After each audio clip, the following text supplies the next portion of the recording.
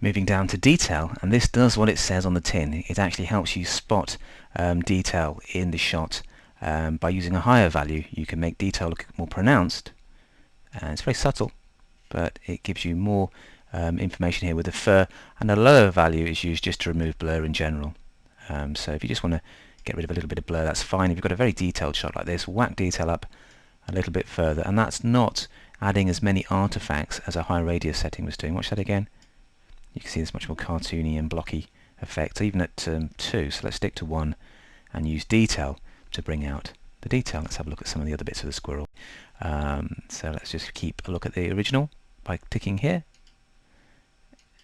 and then tick again to see the detail. And there is a little bit of a white line still clinging to the edge there, so I might take the amount down a little bit more, and maybe radius down too a little bit.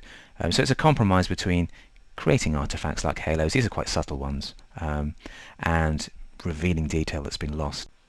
And finally we have a look at masking. Now this is a new tool to Camera Raw, and it's very handy indeed. At 0, the sharpening for the other sliders is applied to the whole image, but if you use masking, then as you increase it, it only sharpens edges with a higher contrast, and that is a way of targeting specific edges and preserving other details and not actually adding artifacts to them like haloing or blocky pixels when you use a high radius.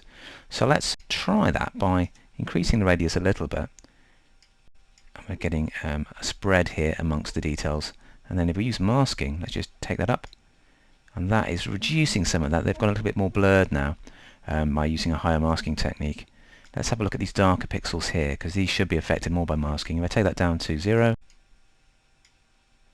then we can see that the details behind here, the lighter details, are being sharpened. But if I go to masking and drag it up, then it's keeping these fairly sharp, but it's softening the other details like the finer bits of fur. So that's a nice way of targeting edge pixels that've got a lot of contrast and preserving other pixels without actually adding artifacts to everything. So a nice midsection of about 38 seems to be a good way of protecting the fur from a high radius setting and bringing out detail in the darker parts. Let's just see what the original looks like again. Quite soft. Look at the whiskers as well. Going back to sharpen. Okay, so it's just brightened that up a little bit and revealed more detail. I'm just going to take radius down a tad because I want to just keep it nice and crisp. A lower radius gives you a crisper, sharper detail in your shot.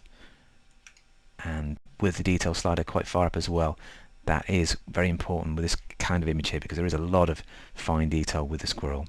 Let's just scroll around to have a look at some of the other parts and look at the before and the after, and you can see it's definitely lifted out some of the texture and detail there and given us a sharper shot.